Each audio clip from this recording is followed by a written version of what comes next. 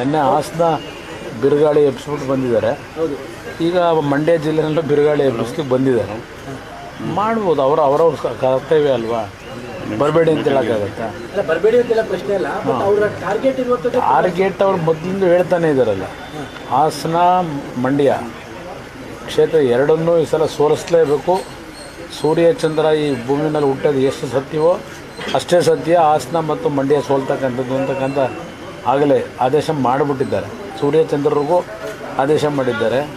ಬಹುಶಃ ಚುನಾವಣಾ ಫಲಿತಾಂಶದ ನಂತರ ಸೂರ್ಯಚಂದ್ರನ ಏನು ಮಾಡಬೇಕು ಅನ್ನೋದನ್ನು ಆಮೇಲೆ ಅವರೇ ತೀರ್ಮಾನ ತಗೋತಾರೆ ಅನ್ನೋದು ನನ್ನ ಅಭಿಪ್ರಾಯ. ಸರ್, ಬಿಜೆಪಿಗಿಂತ ನಿಮ್ಮನ್ನೇ ಯಾಕೆ ಟಾರ್ಗೆಟ್ ಮಾಡಿದ್ದಾರೆ ಅಂತ ಅವ್ರಿಗೆ ಭಯ ಇರೋದೇ ನಮ್ಮದಲ್ಲಿ ಆತಂಕ. ಒಂದು ಅವ್ರು ಮೊದಲು ತಿಳ್ಕೊಂಡಿದ್ದರು BJP JDSನ ಹೊಂದಾಣಿಕೆ ಸುಮ್ಮನೆ ಏನೋ ಒಂದು ಕಾಟಾಚಾರಕ್ಕೆ ಮಾಡ್ಕೊಂಡಿದ್ದಾರೆ ಅಂತಕ್ಕಂಥ ಭಾವನೆ ಇತ್ತು. ಹಿಂದೆ ಅವರು ನಮ್ಮ ಜೊತೆ ಮಾಡ್ಕೊಂಡಿದ್ದಾರಲ್ಲ, ಏನೇನು ನಡೆಸಿದ್ರು ಅನ್ನೋದು ಈಗ ಅವರೇ ಜಗಜ್ಜಾಹಿರ ಮಾಡಿದ್ದಾರೆ. ಇಲ್ಲೂ ನಾವು ಸುಮ್ಮನೆ ಕಾಟಾಚಾರಕ್ಕೆ ಮೈತ್ರಿ ಅಂತಕ್ಕಂಥ ಲೆಕ್ಕಾಚಾರದಲ್ಲಿದ್ದರು.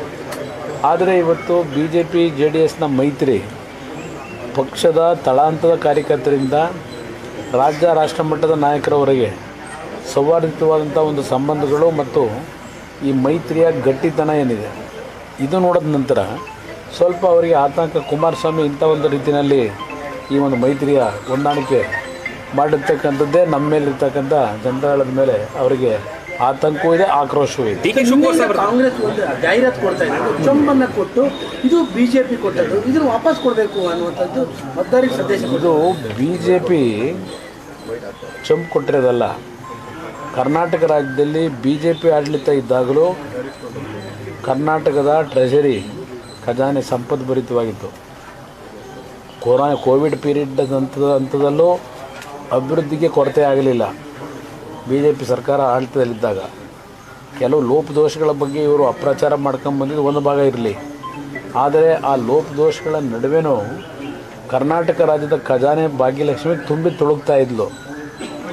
ಆದರೆ ಕಾಂಗ್ರೆಸ್ ಸರ್ಕಾರ ಆಡಳಿತಕ್ಕೆ ಬಂದ ನಂತರ ಈ 11 ತಿಂಗಳಲ್ಲಿ ಕರ್ನಾಟಕ ಸರ್ಕಾರದ ಖಜಾನೆನ ಆ ಚೊಂಬೇನು ಇಟ್ಕೊಂಡು ತೋರಿಸ್ತಾ ಇದ್ದಾರೆ. ಈಗ ಖಾಲಿ ಮಾಡಿಬಿಟ್ಟಿದ್ದೇವೆ. ಇವತ್ತು ಚೊಂಬು ಖಾಲಿಯಾಗಿರೋದ್ರಿಂದ ನರೇಂದ್ರ ಮೋದಿಯವರತ್ತೇನು ಬರ್ತಾ ಇದ್ದಾರೆ ಅಂತಕ್ಕಂಥ ಒಂದು ವಿಷಯ ಅವರೇ ಪ್ರಸ್ತಾಪ ಮಾಡಿ ಚೊಂಬು ಪ್ರದರ್ಶನ ಮಾಡ್ತೀವಿ ಅಂತ ಹೇಳಿದಾರಲ್ಲ. ಆ ಚೊಂಬನ್ನು ಪ್ರದರ್ಶನ ಮಾಡ್ತಾ ಇರೋದು ಕರ್ನಾಟಕ ರಾಜ್ಯದ ಜನತೆಯನ್ನು ಖಾಲಿ ಚೊಂಬು ಹಿಡ್ಕೊಳ್ಳೋ ಪರಿಸ್ಥಿತಿ ತಂದಿಟ್ಟಿದ್ದೇವೆ. ಸ್ವಲ್ಪ ಚೊಂಬು ತುಂಬಿಸ್ಕೊಡಿ ಅಂತಕ್ಕಂಥದ್ದಕ್ಕೆ ಬಹುಶಃ ಈ ಖಾಲಿ ಚೊಂಬನ್ನು ಇಟ್ಕೊಂಡೋಕೆ ಲೂಟಿ ಆಗಿದೆಯಲ್ಲ. ಈಗ ಕಳೆದ 11 ತಿಂಗಳಲ್ಲಿ ಹಲವಾರು ರೀತಿ ಲೂಟಿ ಕಾರ್ಯಕ್ರಮಗಳು ನಡೀತಲ್ಲ. ಖಜಾನೆ ಇದ್ದಿದ್ದೆಲ್ಲ ಹಣ ಎಲ್ಲ ಲೂಟಿ ಆಯಿತು. ಈಗ ಚೊಂಬು ಖಾಲಿ ಇಟ್ಕೊಂಡವ್ರೆ. ಈ ಚೊಂಬನ್ನು ತುಂಬಿಸ್ಕೊಡಿ ಅಂತ ಹೇಳಿ ಈಗ ನರೇಂದ್ರ ಮೋದಿಯವ್ರ ಮುಂದೆ ಆ ಭಿಕ್ಷೆಯ ಒಂದು ಚೊಂಬು ಇಟ್ಕೊಂಡು ಹೊರಟಿದ್ದಾರೆ. ಸರ್, ಈಗ ಪ್ರಮುಖವಾಗಿ ನಿನ್ನೆ ಇನ್ಸಿಡೆಂಟ್ ಗಮನಿಸಿದ್ದೀವಿ. ನಾರ್ತ್ ಕರ್ನಾಟಕದಲ್ಲಿ ಮಡಿಕೇರಿಯಲ್ಲೂ ಕೂಡ ಒಂದು ಇನ್ಸಿಡೆಂಟ್ ಆಗಿದೆ. ಅಂದರೆ ಈಗ ಸರ್ಕಾರ ಇದನ್ನು ನಿಭಾಯಿಸಲು ಎಡುತ್ತಾ ಇದೆ.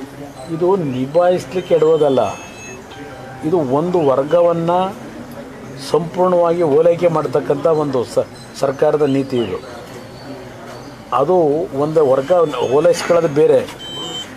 ಈಗ ಅದು ಎಂಥದ್ದು, ನಾನು ಹೆಣ್ಮಕ್ಳ ಬಗ್ಗೆ, ಹೆಣ್ಮಕ್ಳು ಅಂದರೆ ತಾಯಂದ್ರ ಬಗ್ಗೆ ಅವ್ರಿಗೆ ಎಚ್ಚರಿಕೆಯಿಂದ ಇರಿ ಅಂತ ಹೇಳಿದ್ದೆ, ದೊಡ್ಡ ಅವಮಾನ ಮಾಡಿಬಿಟ್ಟೆ ಅಂತ ಹೇಳಿ ಅದು ಯಾವುದೋ ಹೆಣ್ಮಕ್ಳನ್ನ ಕಾಂಗ್ರೆಸ್ನ ಮಹಿಳಾ ಮಣಿಗಳನ್ನು ಕಳಿಸಿ ಅಲ್ಲಲ್ಲೇ ಪ್ರತಿಭಟನೆ ಮಾಡಿಸಿ ಕೂಡಬೇಕಂತ ಹೇಳ್ತಾರಲ್ಲ. ಇವತ್ತು ಹುಬ್ಬಳ್ಳಿಯಲ್ಲಿ ನಡೆದಿರ್ತಕ್ಕಂಥದ್ದು ಕಾಂಗ್ರೆಸ್ ಪಕ್ಷದ ಕಾರ್ಪೊರೇಟ್ರು ಅವರ ಕುಟುಂಬದಲ್ಲಾಗಿರ್ತಕ್ಕಂಥ ಅವರ ಮಗಳ ಹತ್ಯೆ, ನೇಹಾ ಭಟ್ ಅವರ ಹತ್ಯೆ, ಹಿರೇಮಠ್ ಆ ಒಂದು ಹತ್ಯೆ ಬಗ್ಗೆ ಮುಖ್ಯಮಂತ್ರಿಗಳು, ಉಪಮುಖ್ಯಮಂತ್ರಿ, ಗೃಹ ಸಚಿವರ ಲಘುವಾದ ಹೇಳಿಕೆ ಏನಿದೆ, ಆ ಒಂದು ಪಕ್ಷಕ್ಕೆ ದುಡಿಮೆ ಮಾಡ್ತಕ್ಕಂಥ ಕಾರ್ಯಕರ್ತನ ಕುಟುಂಬದ ಒಂದು ಹೆಸರನ್ನೇ ಹಾಳು ಮಾಡ್ತಕ್ಕಂಥ ರೀತಿಯಲ್ಲಿ ನಿನ್ನೆ ಮುಖ್ಯಮಂತ್ರಿಗಳ ಹೇಳಿಕೆ. ಅದಷ್ಟೇ ಅಲ್ಲ, ಹಿಂದೂ ಸಮಾಜದ ಮಹಿಳೆಯರ ಬಗ್ಗೆ ಇವರು ಏನು ಗೌರವ ಇಟ್ಕೊಂಡಿದ್ದಾರೆ ಅನ್ನೋದನ್ನು ನಿನ್ನೆ ಪ್ರದರ್ಶನ ಮಾಡ್ಕೊಂಡಿದ್ದಾರೆ, ನಗ್ನ ಪ್ರದರ್ಶನ ಮಾಡಿದ್ದಾರೆ. ಈ ಮುಖ್ಯಮಂತ್ರಿ, ಉಪಮುಖ್ಯಮಂತ್ರಿಗಳು, ಗೃಹ ಸಚಿವರು ಹಿಂದೂ ಸಮಾಜದ ಹೆಣ್ಣು ಮಕ್ಕಳ ಒಂದು ವ್ಯಾಲ್ಯೂ ಏನಿದೆ ಅದಕ್ಕೆ ಇವತ್ತು ಅಗೌರವ ಸಲ್ಲಿಸಿರ್ತಕ್ಕಂಥವ್ರು ಇವರು. ನಿನ್ನೆ ದಿನ ಅವ್ರ ಹೇಳಿಕೆ ವಿಷಯಗಳನ್ನು ಮಾಹಿತಿ ಸಂಗ್ರಹ ಮಾಡಿದೆ, ಸತ್ಯಾಂಶಗಳನ್ನು ತಿಳ್ಕೊಳ್ಳದೆ ಇವತ್ತು ಈ ರೀತಿ ಏಕಾಏಕಿ ಮುಖ್ಯಮಂತ್ರಿ ಆ ಸರ್ಟಿಫಿಕೇಟ್ ಕೊಟ್ಟರೆ ಈ ಪರಿಸ್ಥಿತಿ ಎಲ್ಲಿಗೆ ಹೋಗುತ್ತೆ? ಇನ್ನು ನಮ್ಮ ಮೈಸೂರಿನಲ್ಲೂ ಒಬ್ಬ ಏನೋ ನರೇಂದ್ರ ಮೋದಿಯವ್ರ ಬಗ್ಗೆ ಹಾಡನ್ನು ರಚನೆ ಮಾಡಿದ್ದ ಅಂತೇಳಿ ನೆನ್ನೆ ಇಲ್ಲೊಂದು ಹಲ್ಲೆ ಆಗಿದೆ, ಮತ್ತು ಕೊಡಗಲ್ಲಿ ಒಬ್ಬನ ಹತ್ಯೆ ಆಗಿದೆ. ಇದು ನಿರಂತರವಾಗಿ ಪ್ರಾರಂಭ ಆಯಿತು.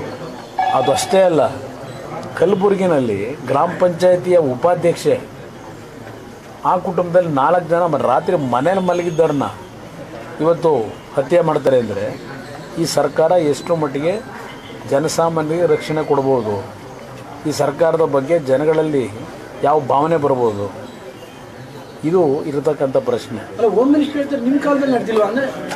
ನನ್ನ ಕಾಲದಲ್ಲಂತೂ ಬಿಜೆಪಿ ಕಾಲದಲ್ಲಿ ನನ್ನ ಕಾಲದಲ್ಲಂತೂ ಈ ರೀತಿ ನಡೆಯೋಕ್ಕೆ ಎಂದೂ ಅವಕಾಶ ಕೊಟ್ಟಿರಲಿಲ್ಲ. ಬಿಜೆಪಿ ಮತ್ತು ಆನ್ಸರ್ ಅಂತ ಅದು ಆನ್ಸರ್ ಅಲ್ಲ.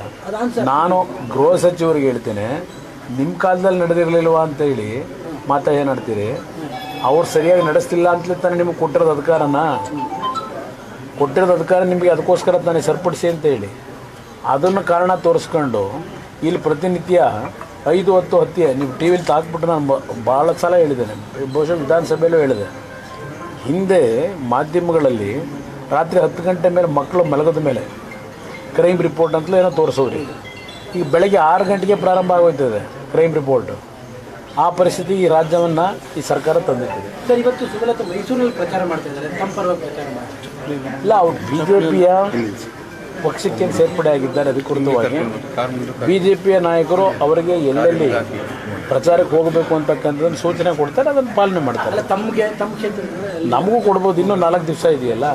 BJPಯಿಂದ ಅದು ಅವ್ರ ಡೈರೆಕ್ಷನ್ ಎಲ್ಲಿ ಕೊಡ್ತಾರೋ ಅಲ್ಲಿ ಹೋಗ್ತೀನಿ ಅಂತ ಅವರೇ ಹೇಳಿದ್ದಾರೆ ಸಾರ್ವಜನಿಕವಾಗಿ. ಬಹುಶಃ ಇನ್ನೂ 3-4 ದಿವಸ ಇದೆ.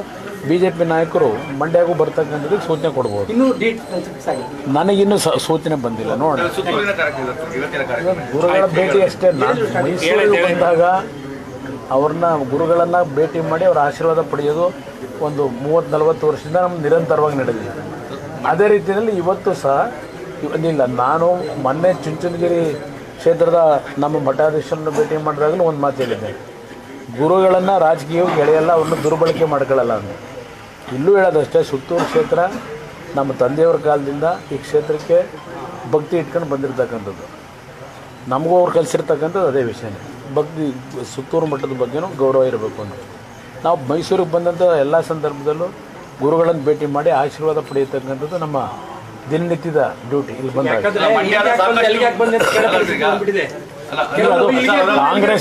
ಕಾಂಗ್ರೆಸ್ನವರಿಗೆ ಇಂಥ ಒಂದು ಪರಿಸ್ಥಿತಿಗಳು ನೋಡಿದಾಗ ಅವರಿಗೆ ಉತ್ತರ ಕೊಡ್ಬೇಕು. ನಾವು ಈ ಥರ ಮಾಡಿದ್ರೆ ಅವರು ಹೋದ್ರೆ ತಪ್ಪಿಲ್ಲ, ನಾವು ಹೋದ್ರೆ ಮಾತ್ರ ತಪ್ಪು ಅಂತ ಬಿಂಬಿಸ್ಕೊಳ್ಳೋಕೆ ಹೋಗ್ತಾರಲ್ಲ, ಅದಕ್ಕೆ ನಾವು ಉತ್ತರ ಕ್ಲಾರಿಫಿಕೇಶನ್ ಕೊಡಬೇಕಾದ ಅನಿವಾರ್ಯತೆಯಿದೆ. ಸಾಕಷ್ಟು ಮುಖಂಡರುಗಳು ಇವತ್ತು ಬಂದಿದ್ರು ಜೊತೆಗೆ, ಹಾಗಾಗ್ಬಿಟ್ಟು ಇಲ್ಲ, ಅವರು ಸುತ್ತೂರು ಬುದ್ಧಿಯವರನ್ನ ಭೇಟಿ ಮಾಡ್ತಕ್ಕಂಥದ್ದಕ್ಕೆ ಪ್ರತಿದಿನ ಸಾವಿರಾರು ಜನ ಮಠಕ್ಕೆ ಬರ್ತಾರೆ ಪ್ರತಿದಿನ. ನಾನಿವತ್ತು ಬಂದಾಗೆ ಅವರು ಭಕ್ತರುಗಳು ಬಂದಿದ್ದಾರೆ, ಅದಕ್ಕೇನು ಯಾವ ವಿಶೇಷ ಇಲ್ಲ. Thank you.